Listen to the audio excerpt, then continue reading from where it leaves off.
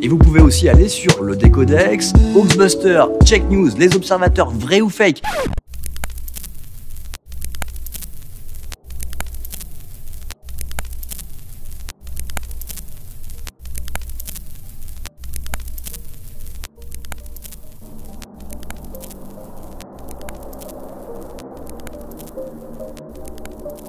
Estelle Mouzin, 9 ans, disparue à Guermantes le 9 janvier 2003. Marie-Hélène Audois, 23 ans, disparue à Monaco le 21 mai 91. Marion Wagon, 10 ans, disparue à Agen le 14 novembre 96.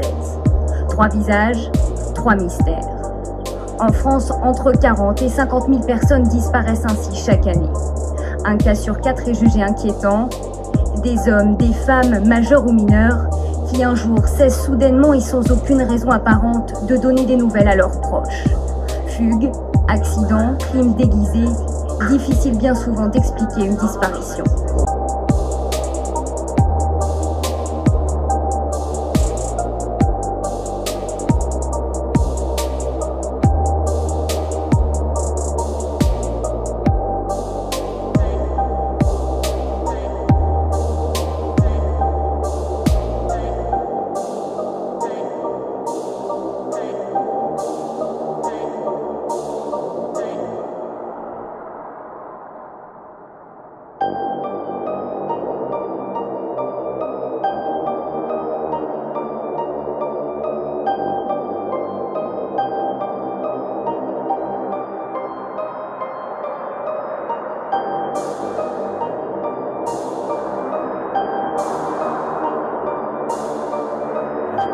C'est très politiquement incorrect. Non, mais je pense que vous et vos confrères, peut-être, si vous me permettez, sous-estimez une partie de l'actualité qui est complètement immergée, complètement inconnue des médias.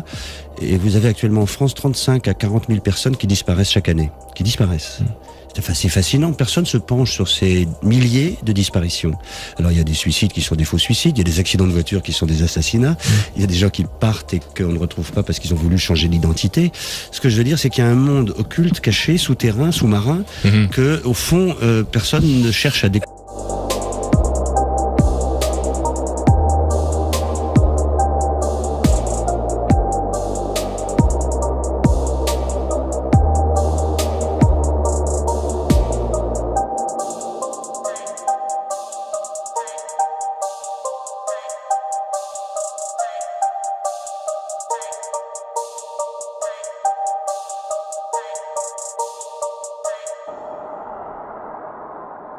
Tu sais, il y a un truc qui est terrifiant en France, c'est qu'on n'a aucune statistique sur le nombre d'enfants qui disparaissent et qu'on ne retrouve pas. Carly dit, on a une statistique sur le saumon, sur les saumons qui remontent les rivières, mais on n'a pas de statistique sur les enfants. On sait combien d'abeilles disparaissent chaque année, on nous en parle chaque année, on ne sait pas combien d'enfants disparaissent, parce que dans ces enfants, il y en a qui ont des parents, mais il y en a qui n'ont pas de parents, ou qui sont des enfants de sans-papiers, qui ne peuvent pas aller dire « mon enfant a disparu ». Et puis il y a ceux qui sont à la DAS, qui font une fugue, alors on dit « c'est une fugue, mais qu'est-ce qui l'advient d'eux après la fugue ?» Ils ne reviennent pas, et la DAS... Bon, voilà, et c'est une espèce de système comme ça qui est indéfiniment continu.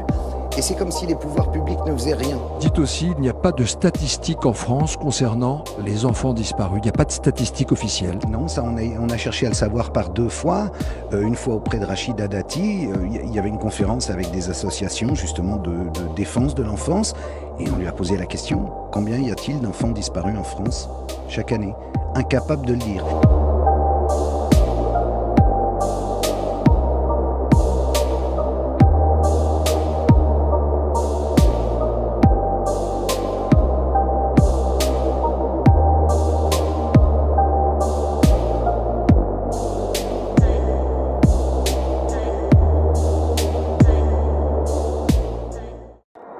Ce 2 mars 2009 au matin, Annie Gourgue de La Mouette et Anne Chanet de l'association Estelle Mouzin sont venues à la conférence de Rachida Dati qui reçoit les familles des victimes en grande pompe à la chancellerie.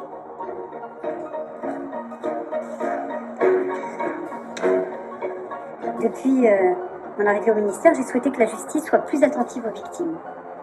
La justice doit sanctionner les auteurs, elle doit également protéger ceux dont les droits ont été violés. Pendant trop longtemps, les victimes étaient les grandes oubliées de la procédure judiciaire. On s'intéressait à l'auteur de l'infraction, à sa vie, à sa personnalité, à sa santé, et on s'intéressait beaucoup moins... Bref, après un long discours vantant les mérites de sa réforme, la garde des Sceaux écoute quelques questions, dont celle d'Annie Gourg, qui réclame un engagement sur la date de mise en place d'un numéro d'appel gratuit en cas de disparition d'enfants, le 116 000, numéro que bien d'autres pays européens ont adopté, mais toujours pas la France. Toute dernière question, plus embarrassante encore pour la ministre, celle posée par la représentante de l'association Estelle Mouzin. Combien de disparitions inexpliquées, tel le cas d'Estelle Mouzin, sont à déplorer en France? Donc le nombre d'enfants disparaissent par an. Rachida Dati a beau interroger ses collaborateurs, aucun chiffre. Une gêne palpable s'installe. Je ne peux pas vous dire le nombre exact, mais à la fois parce que c'est lié au fait qu'on retrouve ou qu'on ne retrouve pas la nature des affaires. On ne peut pas dire tous les ans on attend une disparition d'enfants parce qu'on les retrouve ou on ne les retrouve pas, mais à la fois les affaires ne sont pas classées. Mais la nature de la disparition varie d'une affaire à l'autre. En 2001, j'avais demandé à un parlementaire de poser la même question à la garde des Sceaux, qui était à l'époque Madame Lebranchu, qui était dans le même embarras, où elle disait en substance « Je ne peux pas vous donner de chiffres parce que c'est impossible ». La ministre de la Justice tente une session de rattrapage, encore plus incompréhensible.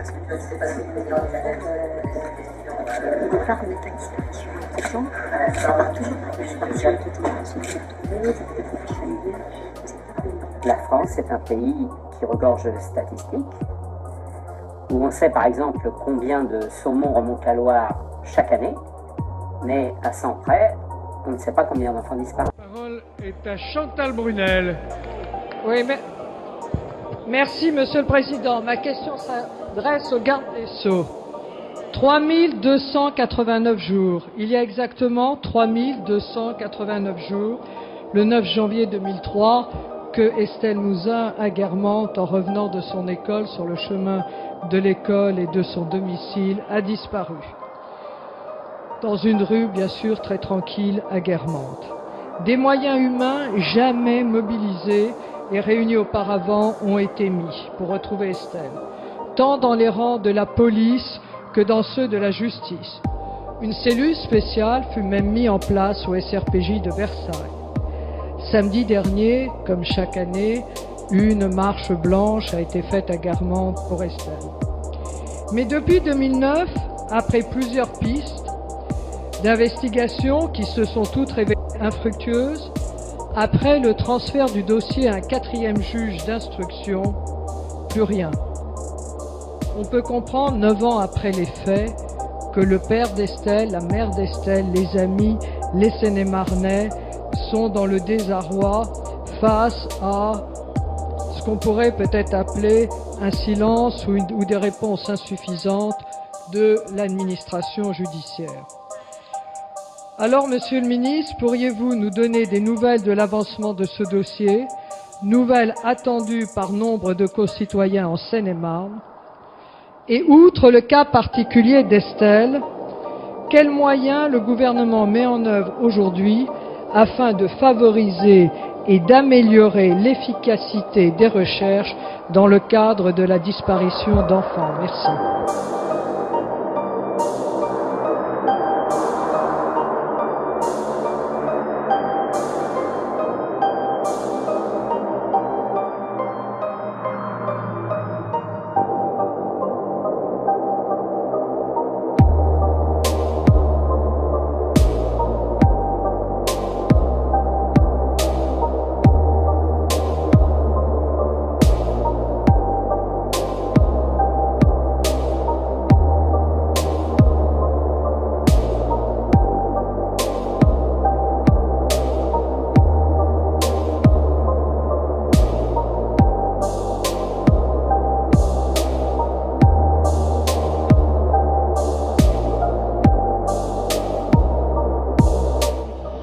Quand vous parlez d'une jeune fille mise nue sur une croix, arrosée de sang animal, Quand vous parlez de fœtus qu'on arrache du ventre de leur mère et qu'on sacrifie, vous nous parlez de quoi? Je vous parle de personnes que j'ai rencontrées, que j'ai aidées, accompagnées pendant des années et qui ne se sont tirées de leurs affaires que par la prière d'exorcisme. Des personnes dont je pourrais vous citer le nom. Et qui ont été la proie? Qui ont été la proie de groupuscules satanistes extrêmement redoutables, pratiquant ce qu'on appelle les messes noires, liés à des rites de magie et de sorcellerie, avec des meurtres rituels, sous le double couvert, je pèse mes mots, d'une part de la mafia, tous les réseaux mondiaux de la prostitution de bas ou de haut étage, du trafic de drogue, et d'autre part de personnalités que l'on pourrait dire au-delà de tout soupçon, qui tiennent des postes clés dans notre civilisation, que ce soit dans le monde de la politique, toutes tendances politiques confondues, dans le monde de la magistrature, dans le monde scientifique, dans le monde de la finance, dans le monde intellectuel, et je dirais même, hélas, 3 fois hélas, dans le monde ecclésiastique. Des prêtres défroqués ou menant double vie, et qui se retrouvent dans ces scènes effroyables de messes noires, de meurtres rituels. C'est assez effroyable.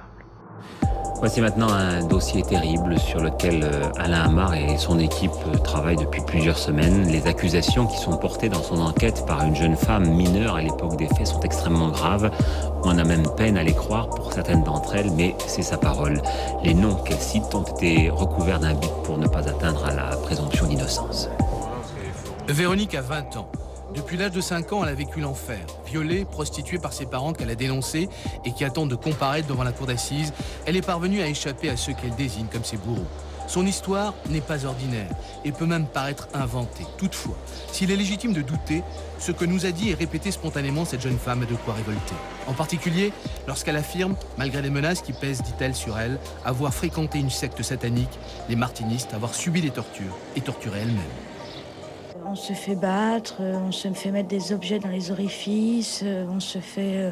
Il y a des fois des sacrifices d'enfants pour rendre grâce à Satan. Il y a beaucoup de choses comme ça. On tue un animal, on verse le sang sur la tête et le reste dans une coupole qu'on met sur l'autel. Donc en fait, vos parents, comme tous les parents de ces enfants dont vous nous parlez, vendaient leurs enfants. Exactement, puisque ça rapporte un certain pourcentage d'argent, puisqu'un enfant qui a moins de 8 ans vaut 22 000 francs. D'où viennent-ils, ces enfants? Les enfants qui sont sacrifiés ne sont pas déclarés ou sont des enfants étrangers. Notamment quand j'étais sur Agen, c'était des enfants, c'était des petits Africains, ils étaient noirs. Sur Jalais, j'en ai vu aussi, sur Nanterre aussi, mais c'était des petits blancs, des Français, mais c'est des enfants nés de viol. Des enfants nés de viol? Oui, qui n'avaient pas été déclarés, des accouchements qui ont été faits chez les parents, dans des conditions abominables. Et donc, dans la mesure où ils n'étaient pas déclarés, ils étaient sacrifiés? Voilà. Non seulement vous faisiez partie donc de la secte, mais vous avez participé à ce rituel? Oui. En 1994, j'ai dû sacrifier sous la menace d'une arme avec 2 de mes amis à Jalais un enfant. Et on a dû toutes les 3 l'assassiner, quoi. Sous la menace d'une arme, si on ne le faisait pas, on serait fait encore plus. Il l'aurait fait avec plus de violence et il nous aurait fait encore plus mal, donc on était obligés de le faire, quoi. Et qui vous menacez d'une arme? Celui qui dirige la gendarmerie. Et ces cadavres, qu'est-ce qu'ils en font après? Celui qui m'a le plus marqué, puisque c'est celui auquel j'ai participé. Ils l'ont emmené dans une cave qui était à Cholet, transporté dans un sac noir à poubelle noire avec une croix blanche renversée. Et ils avaient un gros bidon, ils ont mis quelque chose, je sais pas si c'était de l'essence ou de l'acide ou quelque chose comme ça. Mais moi et Sophie et Cécile, on s'est tous sauvés. Toutes les trois, on s'est sauvés. Donc en fait, ils brûlent les cadavres? Ils doivent les brûler, oui. Vous pensez que tout ça, c'est une sorte de réseau, des gens qui se tiennent un petit peu pour ne pas tomber, quoi? Voilà, et puis c'est pour se protéger aussi. Parce qu'étant donné quand même qu'il y a des hommes de loi qui sont dedans, c'est vrai que ça ferait quand même un drôle de tapage si on apprenait qu'il y avait des juges et tout ça qui faisaient partie de ces réseaux-là. Mais vous en avez vu, vous, personnellement? J'ai vu un email de monsieur. Moi, je ne savais pas qui c'était. C'était pour un transfert de fonds. Un transfert de fonds. Et vous pensez que ces gens-là font partie des sectes elles-mêmes?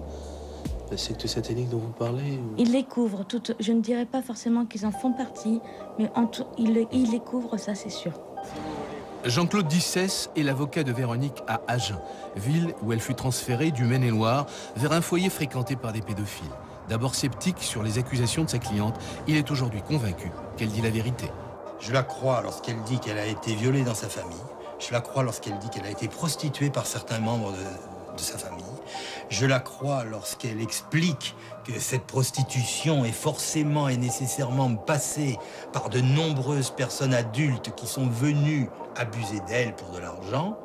Je la crois lorsqu'elle dit en même temps qu'elle était photographiée pendant ces scènes. Et je la crois d'autant plus que nous retrouvons apparemment, c'est le point qu'il faut vérifier, ces photos sur un CD-ROM à Amsterdam. Donc c'est bien elle qu'elle a reconnu, elle a dit ça c'est moi. Voilà, c'est tout à fait ça. Elle dit c'est moi. Elle le dit devant un inspecteur de police et en même temps qu'elle s'identifie, elle identifie 5 de ses copains et copines d'enfance. Ça signifie que si ce point s'avère exact, il faut nécessairement que ces enfants aient été soumis à des scènes pornographiques, que ces scènes aient été filmées et que ces photos aient été envoyées à Amsterdam pour atterrir sur un CD-ROM pédophile qui a été saisi par la police hollandaise dans le cadre de procédures en Hollande. Et donc ça nécessite forcément qu'il y ait une organisation qui prend des photos, qui les diffuse. Et donc ça veut dire qu'il y a une organisation et qu'il y a un réseau. Véronique nous a conduits devant l'un des nombreux lieux où se passaient, selon elle, le 21 de chaque mois, des cérémonies sataniques. Alors c'est ici que je suis venue plusieurs fois. Notamment, je me rappelle bien d'une fois en 94, où je me suis retrouvée à un rituel satanique où il y a eu un meurtre d'enfant. Et donc on était monté au second. Voilà. Et là, il y a eu viol, on devait être 5 ou 6 enfants. C'était pas une très très grosse réunion. Là, il y avait beaucoup de gens, notamment des notables, mais que je ne connais pas forcément leur prénom. Voilà. Et vous-même, vous avez subi... Oui, j'étais là et j'ai subi. Il y avait mon père. Ma mère n'était pas là cette fois-ci. Son incroyable mémoire permet aussi à Véronique de se souvenir d'un coup de téléphone où elle entend parler de la petite Marion Wagon, disparue le 14 novembre 1996. J'étais chez une des pédophiles. Et donc là, le téléphone a sonné, elle s'est mise à hurler. Elle était à l'étage, moi j'étais dans sa chambre en bas. J'ai donc décroché le téléphone qui se trouvait dans sa chambre. Et j'ai entendu un homme que je connais, Walter, qui réclamait plus d'argent, sinon il allait tout dénoncer à la police, en disant, il disait lui-même, de toute façon c'est pas moi, j'irai pas en prison, c'est pas moi qui l'ai tué, moi j'ai fait que de l'héberger sous vos ordres, et que 6 jours. Et maintenant je veux l'argent, et moi j'irai pas en prison. Et là j'ai entendu Jean-Marc qui a dit comme ça, de toute façon là où sont enterrés les Maccabées, ils sont pas prêts de les retrouver. Et vous savez où ils sont enterrés, vous? Je pense qu'ils sont enterrés à Grange-sur-Lot, dans l'arrière-cour. Le cadavre de Marion serait éventuellement là? Je pense, oui. Des fouilles auraient été effectuées récemment, en vain. Véronique aurait-elle affabulé? En tout cas, sa déclaration laisse incrédule le père de la disparue. Quand on parlait de secte, oui. Vous n'y avez jamais pensé, vous? Bien sûr que si. On a reçu des tas de courriers, des centaines et des centaines de lettres, mais c'est le côté auquel on ne veut pas penser, auquel on se refuse. Maintenant, bon, c'est vrai que les événements aussi de l'époque, pour reparler de l'affaire du trou, bon, nous ont fait On se dit, bon, ça n'arrive qu'en Belgique, mais en fin de compte, ça peut se passer en France. Mais c'est le côté auquel on ne pense pas, nous. Un ancien commandant de gendarmerie, à l'époque chargé de l'affaire Marion, se souvient du coup de téléphone dont parle Véronique. On n'a pas été capable de savoir d'où venait l'appel, et l'appel arrivait chez un particulier. Nous n'avons pas été capables de remonter l'appel, donc on ne sait pas qui l'a passé. C'est vrai que j'ai entendu dire qu'il y avait une jeune fille qui avait fait des dépositions, mais je ne les connais pas parce que je ne suis plus actuellement dans la gendarmerie. Ce que je veux dire, c'est que je fais confiance à mes anciens collaborateurs pour vérifier toutes les pistes. Comment se fait-il que 5 enfants violés à Angers, on retrouve leurs photos à Amsterdam 10 ans après? Voilà la question. Et cette question-là, vous comprenez bien qu'elle est trop grave pour qu'on puisse s'amuser à ne pas la poser. C'est très dur, ça revient dans les cauchemars toutes les nuits. Chaque seconde, quand un enfant crie ou un enfant pleure. Dans la rue, à n'importe quel moment, quand on voit un enfant, on se dit peut-être que maintenant il sera aussi grand que celui-là. Police et justice ont pris les déclarations de Véronique au sérieux et s'attellent à les vérifier, une par une, aussi invraisemblables qu'elles paraissent. De ces vérifications dépend peut-être l'éradication de certains réseaux pédophiles et criminels.